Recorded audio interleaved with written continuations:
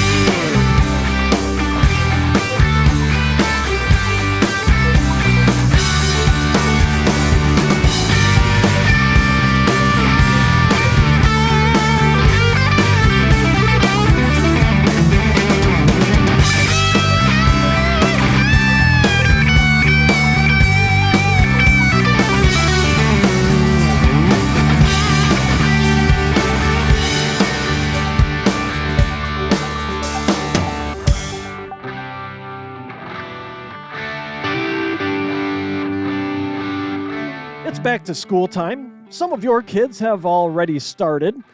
Some will be starting school in the coming weeks. Most of you that aren't able to pull your kids from government schools are undoubtedly concerned about what your kids' heads will be filled with in this age of woke education. I'm sure many of you are wondering what steps you can take to ensure your child does not lose the values that you teach and preach at home, as well as what you can do to ensure they get an education that is going to allow them to become a successful adult. I have a Federalist piece here from Jill Simonian titled Back to School. If you can't change your school, do these 5 things instead. There's a number of things that can be done to ensure kids aren't exposed to something outside the values of your family. First on the list, examine the emergency forms. There's a lot of forms given out, whether it be the first day of school or at orientation or open house just before school starts. A lot of those contain opt-outs that are hidden within the wording of the form. So if you don't return the form saying you're opting out of something, your child's automatically opted in. And the thing is, if you don't know what these forms say, if you're not aware of what's contained in these forms, you could be opting into the school providing medical guidance and procedures without your consent, and certainly providing your child with psychological guidance without your consent. Schools are hiding things like pronoun preferences and the suggestion of medical procedures to transition genders. So it's imperative that you as parents are aware of what those forms say. Long gone are the standard boilerplate medical forms that we had when I was in school. I'm sure when many of you were in school. Those forms that just basically granted school officials authority to treat students in the event of an emergency. A student breaks his arm, gives the school authority for the school nurse to treat that broken arm. Call the ambulance in, whatever the case may be. Those days are long gone of just those kind of simple standard forms of, hey, yep, if my kid gets hurt, you have my authority to treat them. Now there's all kinds of stuff hidden in them because our kids have to deal with this transgender, with the schools just saying the parents' values don't matter. When you're here, you can do whatever you want. Basically turning our kids into activists that buck the morals and values that we teach at home. So it's imperative that these forms are read, that you understand what's in them, and that your student is opted out of them if you so desire. It's important to return those forms. Second thing that Simonian notes that you can do, opt your child out of SEL, social emotional learning, sex ed, and DEI. Now, these kind of topics have become nothing more but indoctrination and grooming classes and topics at this point, grooming education. These are the classes that are used to turn your kids into activists against your family's values and morals. They're used to erode the nuclear family. The materials for these classes are a whole other topic here. These materials that are used in these classes do not typically come from curriculum publishers. Yes, curriculum publishers are putting this woke garbage into curriculum. They're bending history, things like that. But typically, when these topics are brought up, those materials are not coming from these curriculum publishers. Rather, these items, this coursework comes from agenda-driven activist agencies who donate the materials or money. Simonian notes to keep an eye out for homework, worksheets, online lessons, and digital surveys created by these outside agencies, because it's a trend. It's a trend of schools inserting these items into the educational process, and they're not for the express purpose of achieving academic goals. They're for the purpose of creating activists. And to help out, so you're not alone, there are other like-minded families out there. Find those other like-minded families to join you in opting out of these things. Third, and this is a very important one in my opinion, file a FOIA request, Freedom of Information Act request. You have the right to know what your child will be learning. You have the right to know the inner workings of your school district's operations. You have the right to know what the curriculum is. File FOIA requests if you need to. A lot of times you can ask the teachers or administrators for the curriculum. If they don't, file the FOIA request. Make a big stink out of this, because the process is the punishment here. Now, our local school district officials, when I had met with them when I was running for office, complained about the amount of FOIA requests that they had to fulfill and how much it distracted administration from other priorities. If you find something objectionable, bring it up at a school board meeting. File these FOIA requests. They have to provide the information and the answers to you. It doesn't matter if it's taking up administration's time. It's less time they have to cook up other half-baked ideas for SEL classes and all this other crap they want to teach kids. If you find something, say something. Bring it up and get other parents involved. Put the pressure back on the schools. The more you shame them, the more you make things public, the more they're going to shy away from putting this stuff out there and from teaching this stuff. But you have to get together, you have to organize, and you have to fight back against it and make a big fuss about it. Fourth, another big one, volunteer in your child's classroom or library. There's no better deterrent to a teacher or school engaging in teaching inappropriate or activist material than parents sitting in the classroom or inspecting the books in the library. That would be pretty ballsy to engage in some sort of SEL or sex ed or whatever with a parent sitting right there in the classroom. It will be a deterrent. Fifth, last one, don't waste time driving. So what does Simonian mean by that? It's use the time in the car wisely. And I'll take this from her piece. With schools in many major U.S. cities starting to ban D's and F's, eradicate citizenship grades, and allow students to retake tests in the name of rejecting privilege, it's no secret that our education system and the unions have abandoned teaching children our unifying values of freedom, hard work, responsibility, and the equality of opportunity. It's up to us parents to discuss the values that are no longer being taught in schools. Use the car time to reinforce your family values and morals. Use the car time to teach about our great republic, to instill those American values of hard work, of equality, of being able to, if you are willing to put the work in, being able to move your status up in life. Use the car time to reinforce that. Use it to reinforce the values that have made us the most successful nation in history. American exceptionalism has been stripped out of schools, and it has been replaced by beta curriculum filled with Marxist bullcrap. School culture is downstream of our national culture, so if we instill traditional American values in our kids, right? The national government and the media have pushed this down into schools. If we instill the traditional American values in our kids, it's really a kind of a cycle of life, if you will.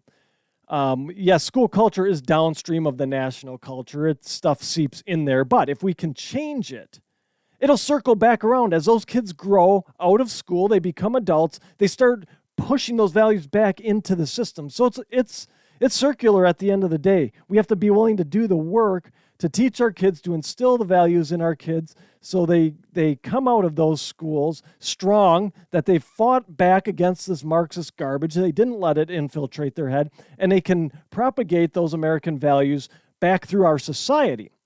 If we get enough parents opting out of these things, opting out of the SEL and the grotesque sex ed classes, and opting out of saying, no, the only thing you as a school can do is in an emergency, my kid breaks his arm, you can call an ambulance, the nurse can treat them, and that's it. You start opting out of this stuff. The more we start making the schools adhere to these special requests, the school officials will relent, because there's going to be a time where there's a tipping point. They can't hire enough people to maintain all of these special requests. They can't keep track of, well, Johnny needs to do this and Sally needs to do that. There'll become a time where they'll relent and get back into something, okay, we're going to not make sure we don't have agenda-driven curriculum, make sure we're teaching things in an appropriate manner at the appropriate ages, and we have appropriate materials in our library. They will relent. It'll become too much work. The process is the punishment, and parents need to use it to their full advantage. Living with Liberty now has a Show Clips channel on Rumble. The channel is called Living with Liberty Show Clips. These clips are perfect for sharing a quick insight with friends and family, or just for a quick reference on a topic we covered on the show. Head to the Living with Liberty Show Clips channel on Rumble. Hit the subscribe button. Don't forget to hit the Rumble button on the clips you watch. The more subscriptions we have, the more Rumbles we get, the more the channel and gets into the recommendations made by the algorithms at Rumble, and the more we can spread the truth. All right, coming on the heels of the last show where we dissected the state of the GOP and called into question their actual commitment to change and winning, that clown show is once again proving us right in terms of their fecklessness.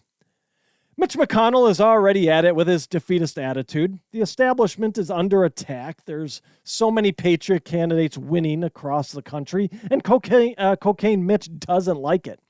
He's facing a Senate Republican caucus that could be made up of even more non-political types. You know, the straight shooting, no BS, get things done people that we dirty deplorables like. We don't like those politicians with their silver tongue talk and their lies. We want people that are going to get things done.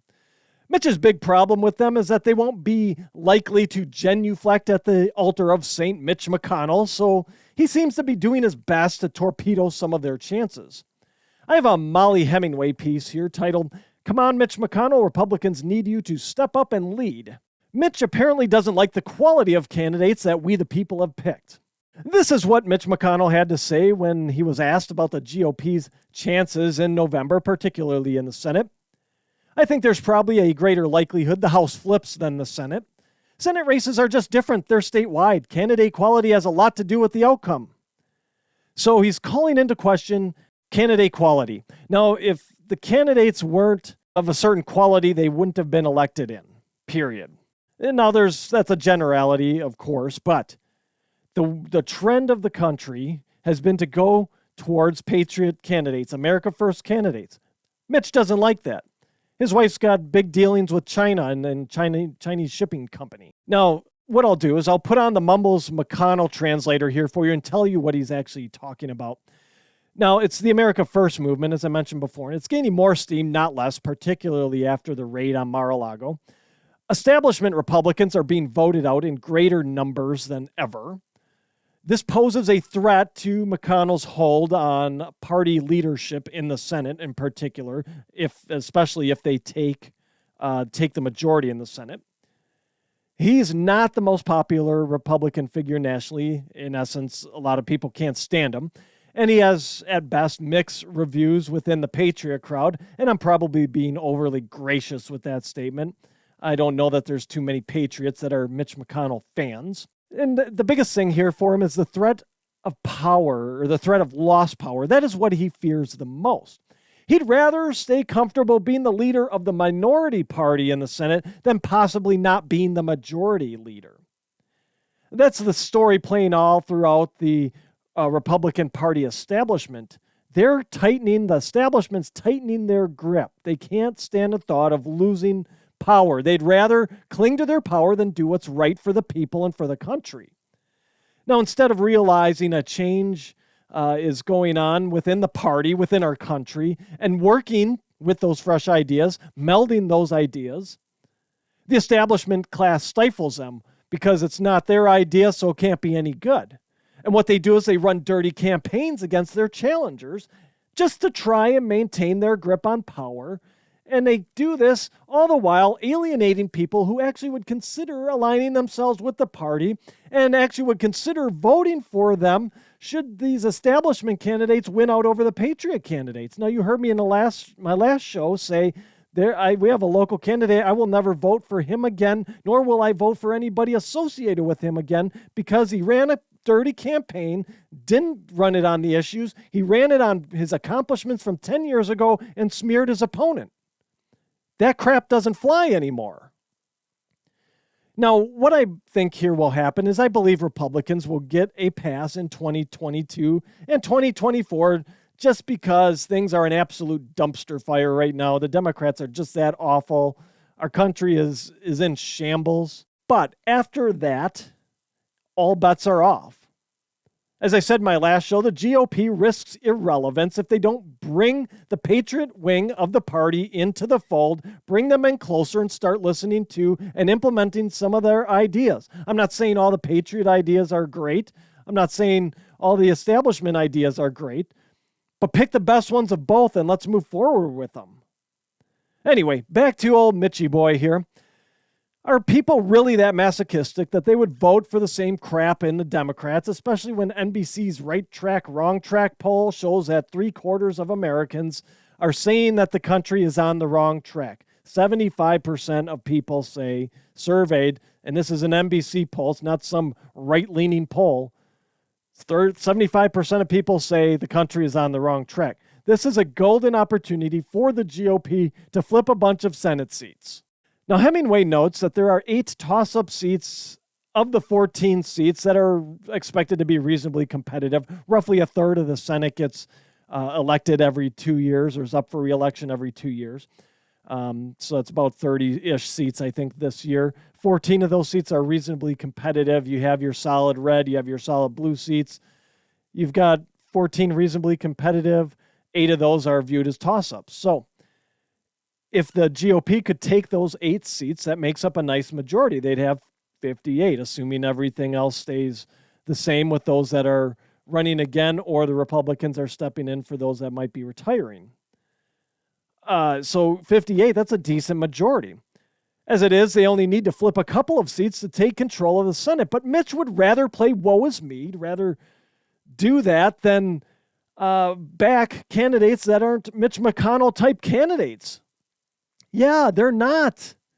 The candidates coming aren't your typical slimy politicians who have been in the D.C. swamp or the state capital swamp, wherever they're from, forever. They're not your typical politicians whose only skills are lying and deflecting blame. As Hemingway notes, a number of the candidates are successful people with great life experiences. This from the piece. Herschel Walker, Mehmet Oz, J.D. Vance, and Blake Masters are successful and impressive people in a variety of careers. Even the more traditional politicians running for re-election, Ron Johnson and Marco Rubio, I would argue on Ron Johnson. He's not your traditional politician. He's been in D.C. for 12 years, still not your typical politician. He came in with the Tea Party, had no political experience when he was first elected senator. Marco Rubio, I can go either way on. He might be a little more of your traditional politician, but even them are, as Hemingway notes, better among the better senators in office. Adam Laxalt, running against an incumbent Nevada Democrat, is a highly decorated former naval officer and Iraq war veteran. He was an incredibly successful attorney general in Nevada. So you have people here, we have candidates who have actual accomplishments in life, who've actually done things other than grease each other's palms and launder money through places like Ukraine. You have candidates who've actually done things in life, who are willing to dive into the swamp that is the district of corruption and try and make our country the best it can be to restore it to its glory. And all Mitch McConnell can do is bitch and whine about the quality of candidates. I look at this, these all seem like pretty damn good candidates to me. Well, Mitch, you know what? You don't do the hiring. We the people do. It makes me wonder if you are serious about the direction this country needs to go. Are you serious about turning things around or not? Your actions seem to suggest you are not. Suck it up and work to get these folks elected. Yeah, you're not going to agree with them. Yeah, they're not going to genuflect at the altar of St. Mitch. But at the end of the day, they're going to be a whole hell of a lot better than what we've got now on the Democrat side. Now, the choice is clear for McConnell and the rest of the GOP. Either embrace the patriots who are willing to put their reputations on the line and their families in the spotlight and deal with all the flack that comes with that to serve their country, or you can continue on being the beta party you've been that will be irrelevant in 5 years because the true conservatives and patriots got fed up and left the party or stopped voting for you. The ball is in the GOP's court. If you are listening to the audio-only show and your platform allows for reviews, please give us a 5-star review. It helps others find the show. Whether you are listening to the audio version or are viewing on Rumble or YouTube, hit the Rumble and thumbs up button. No matter the platform, be sure to hit that subscribe button. The more subscriptions we have, the more the show gets into the recommendations made by the algorithms, and the more we are able to spread the truth. Now, speaking of old-line Republican thinking, Mike Pence and Dan Crenshaw don't want anyone hurting the FBI's feelings by calling them out for the politically corrupt organization they have become. That's the type of thinking that does not get Republicans elected, especially this day and age where the expectation is our representatives are going to stand up for our rights, stand up for the Constitution, and stand against the overreaching federal bureaucracy. It's that type of thinking that the people are running from in Republican candidates. That's the type of thinking that is getting defeated in these primaries. Now, here's the thing. We need to call a spade a spade. And if the FBI has become a corrupt piece of crap that is not serving its purpose, then we need to call it out as such and honestly scrap it and start over. Yes, we need to defund the FBI, and that's Mike Pence and Dan Crenshaw both think that's a bad idea. The FBI has become an untrustworthy organization that is rotten to the core, and what do you do with something that's rotten? You throw it out. You don't hang on to it in hopes it'll get better. You throw it out and you start over. You throw that apple out and you go grab a new one off the tree. That is where the FBI is at, and broader picture, just about every other one of our institutions. They are rotten and need reform. Actually, they need to be scrapped and recreated under constitutional amendments.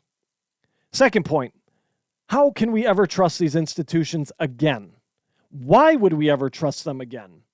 The FBI has been spying on Americans for years. They've spied on a presidential campaign. They've raided a former president's residence without probable cause.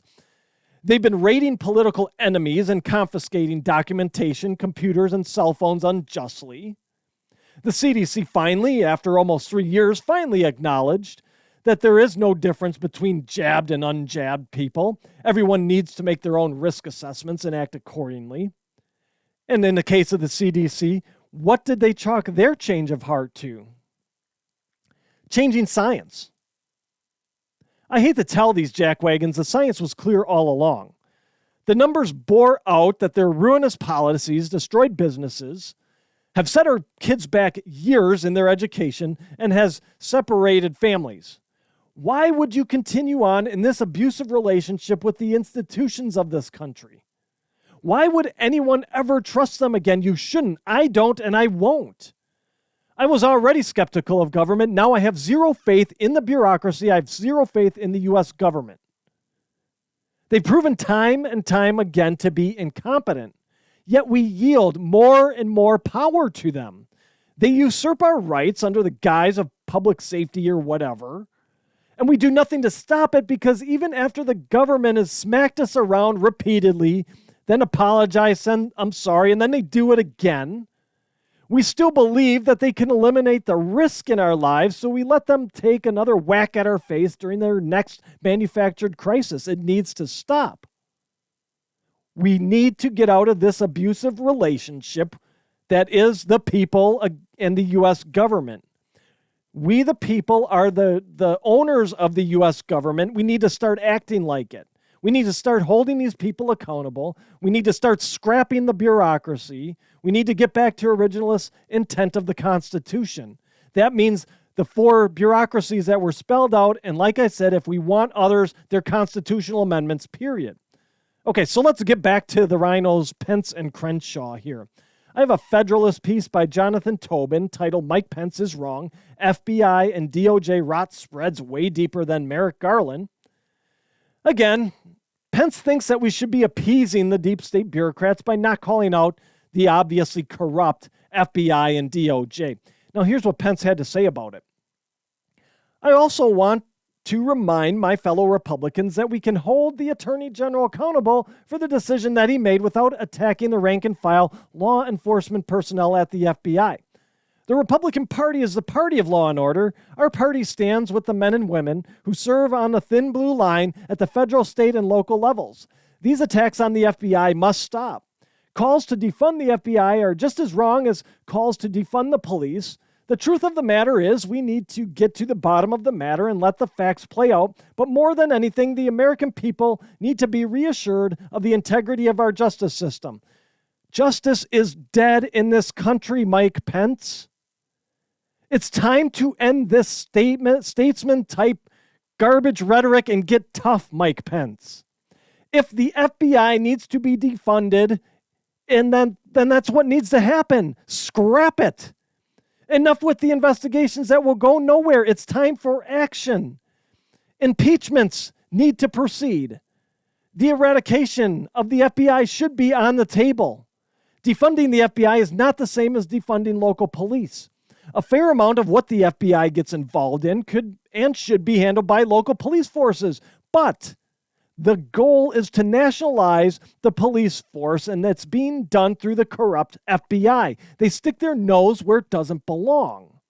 Now, don't get me wrong. There are many fine people within the FBI. I'm sure there's many fine people at the DOJ that just want to do their job. They want to uphold the Constitution and do things the right way. But if we are to be reassured that our institutions have integrity and can be trusted, those people need to stand up and say enough is enough and uphold the oath they took to uphold the Constitution by blowing the whistle on this corruption, by not engaging in the corrupt behaviors like raiding former presidents' houses. I know there have been a number of agents. There's been reports of a number of agents who have come forward to congressional members. I know Jim Jordan's been one that's been saying it. I believe I saw our Senator Ron Johnson in another story that has some information from whistleblowers. So that's a start. But action needs to be taken after their testimony is heard. Otherwise, we will be no further along than we are today in trusting the FBI. And in fact, trust will further erode in our government and in our institutions. Mike Pence doesn't get cause and effect, apparently, because the days are gone where we should just blindly trust our institutions. They are politicized. They are obviously weaponized right now, going after political targets. Once they're done with their political targets, they will be sent after people who have the wrong thoughts. If you don't believe that, look up some history on third world countries where dictatorships and authoritarian governments have taken over. Look up the history of communism. The people breaking the country now, those professional protester class, you'll be on the chopping block too, because once authoritarianism takes over, you guys will be the next ones jailed because the authoritarians can't have you going around breaking things anymore because you won't serve their purpose. Wake up, you useful idiots. So yeah, Mike Pence, the FBI does need to be defunded. Everyone at the top needs to be fired. Anyone that is involved in these political witch hunts needs to be fired. They shouldn't have participated to begin with. If they need to be fired for that. And you know what? It's okay for people to have a healthy disrespect and skepticism of our government and bureaucratic institutions because they've done nothing to earn our trust in them. And they've done everything to prove they are corrupt, politicized entities that will do anything to implement authoritarianism. Now, I understand, or I should say I understood, Mike Pence's stance on certifying the election. I understand there were norms there. I understand that after the events unfolded, we needed to calm things down, and that was seen as the way to do it. I understood it. It doesn't mean I liked it, but I understood it. But the more he opens his mouth, the bigger the disappointment he becomes. He's another one who truly doesn't understand the dynamics that are going on here politically within our country, within the Republican Party. Now, another major disappointment is Dan Crenshaw. I'll link an article in the description box about his pissing match with Marjorie Taylor Greene over the FBI and defunding it and getting rid of it. Crenshaw's another FBI apologist, and he just continues to be an absolute useless representative. He's just an absolute disappointment. Now, another institution that needs to be abolished, that we should have no trust in, is the CDC. If anyone trusts the Center for Disease Clowns again, there's nothing I can do to help you. They've proven they don't have any clue when it comes to health. They have proven that a peanut butter approach doesn't work. They discontinued until recently ignoring actual data, facts, and science. They're not even credible. So now, like I said before, their guidance is that the jabbed and unjabbed are on equal footing when it comes to Wuhan virus infection, and that the people need to do their own risk assessments. Well, welcome to the party, almost 3 years late, CDC. This isn't about changing science, as they claim. It's a political play. That's what this is. The science hasn't changed in the last 3 years. Actually, there's been more and more data coming out to prove that further solidifies the proof of what we've been saying for almost 3 years about this virus now. So it's not about changing science. Nothing's changed there other than more and more supportive data has come out. It's political. It's a play to start the narrative towards Democrats being unifiers. That's what this play or what this declaration by the CDC is all about, that, oh, well, the jabbed and unjabbed are the same now.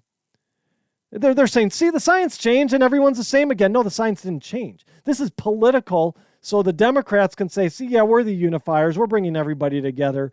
The jabbed and unjabbed, you guys are cool. You're the same. That's what this is about. It has nothing to do with the science and everything to do with the midterm elections. Now, the last ad on this, and it'll be from a piece by Caitlin Richardson at the Federalist that I'll link in the description box. But in her piece, Richardson notes that 44% of Americans trust the CDC. Why is that number not lower? The CDC is a joke. They've proven themselves to be a joke. They've proven that they just make declarations on a whim. They claim science, but their guidance is flies in the opposite direction of science, of what the science is. They've proven to be untrustworthy, yet 44% of people still trust the CDC. Now, this number, this 44%, does come from a Newsweek article that Richardson cites in her article, so take that for what it's worth in terms of accuracy. But still, how is it 44% of people that are still blind to the fact that the CDC's guidelines were used as a power grab for the Democrat Party? That the CDC's guidelines were used as a power grab to upend our elections in 2020? How is it 44% of people are still blind to the fact that the CDC's guidelines were used to strip you of your freedom and liberty, to strip you of your livelihood, particularly if you owned your own small business? You know what? Defund the CDC too while we're at it. Though that statement will probably get Pence and Crenshaw upset because I'm attacking another one of their useless, corruption-filled bureaucracies that they hold so dear and they say we need to respect. Respect is earned. And these institutions, if you want to even call them that, have disrespected the people for too long. It's a two-way street. They start showing the people that they respect us again, then maybe we'll trust and respect them back. That's how it goes. So it seems the patron saint of Wuhan, Mr. I Am Science himself, Tony Fauci, is going to step down from government service. It seems that the pending onslaught of investigations into his actions as head of the National Institute of Allergy and Infectious Diseases has him in touch with his inner Iron Maiden, and he's going to run to the hills while he still has his government bennies intact. Of course, this narcissistic garden gnome couldn't just say he's retiring. No.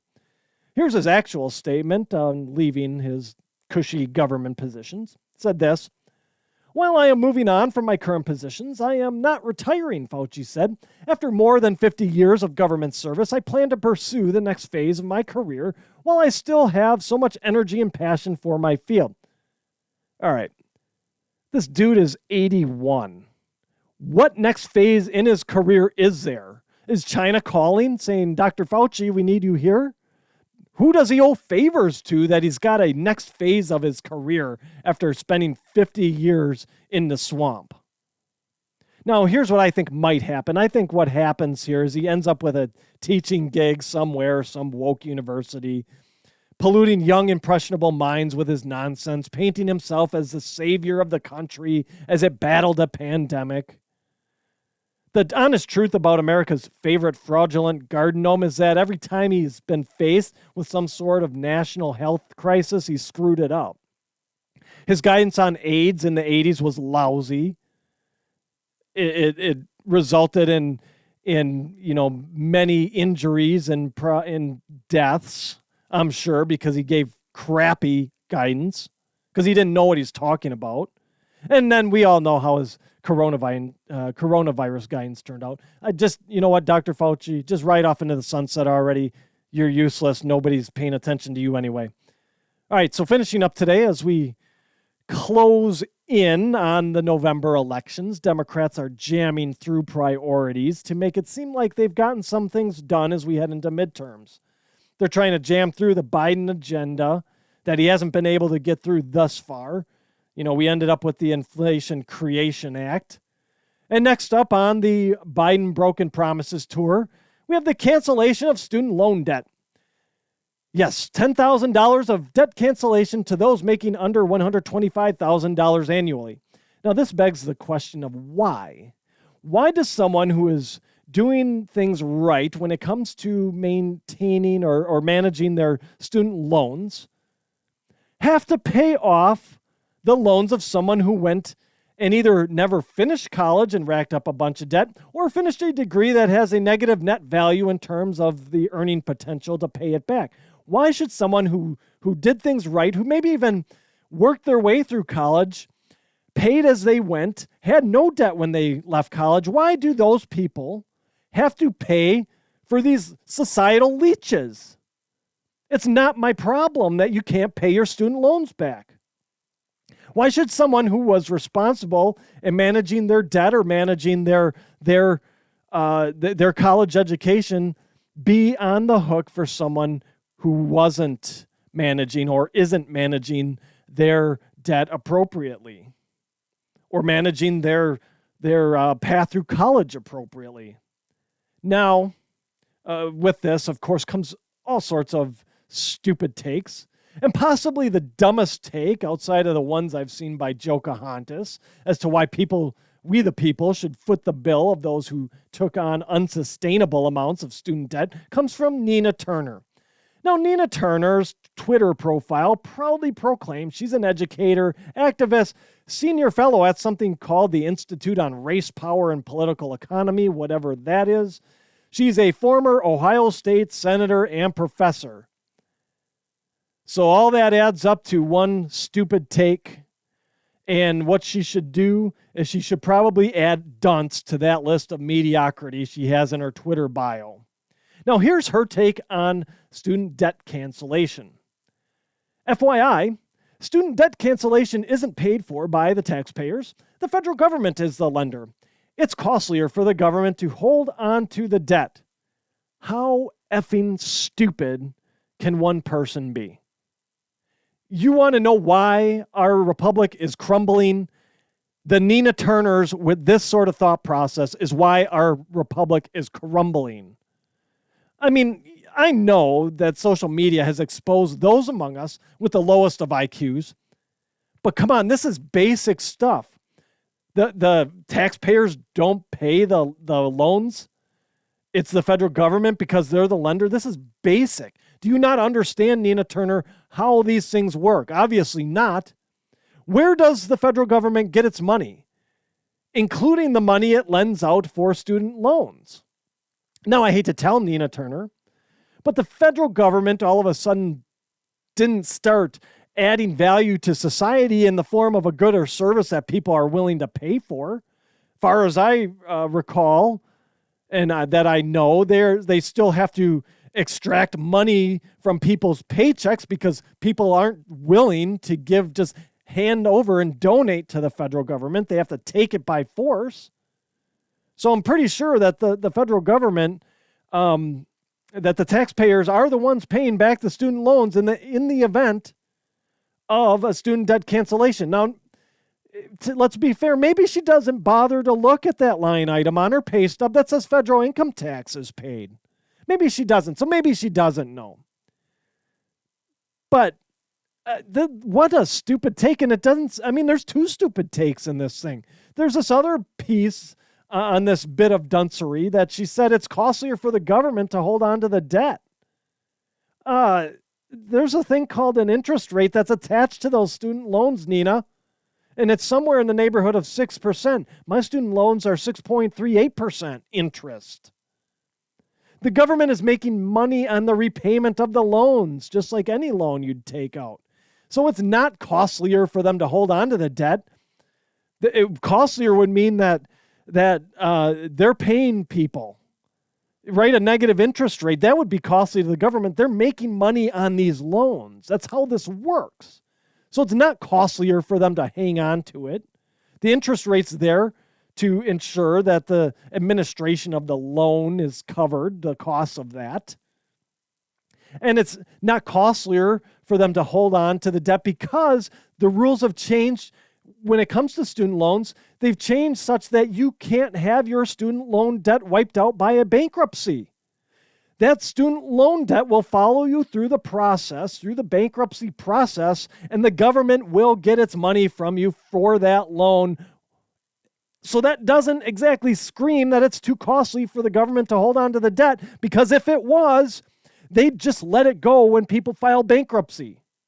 Now you throw on the fact that the Biden clown show is pushing this debt cancellation through after pushing through their Inflation Creation Act that wasn't going to raise taxes, but is going to raise taxes on people, not only businesses, but people making under $400,000. And we've come full circle on the depth of this dumpster fire full of flaming dog crap that is the demonstrated intelligence and common sense of our elected officials.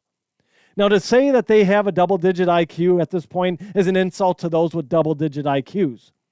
Life is full of choices and consequences for those choices. It's not my problem you took out $150,000 in loans to go to a private college to get a degree in the intersectionality of tarantulas and cobras, and now you can't get a job that pays more than the minimum wage. That's not my problem. You should have went and got a degree that had value to society, where you can make a decent living, make a decent wage to pay your loans back. It's not my problem that you went to college and spun your wheels for years racking up debt when maybe a junior college or trade school would have been more appropriate. It's not my problem that you weren't smarter with your money and didn't do like a pay-as-you-go. If you couldn't afford to pay back the loans, you should have just taken classes as you could pay for them. It's not my job. It's not society's job to pay your debt off. I have my own family and my own student loans to pay for and my own family to support. I don't need to be paying off anyone else's debt.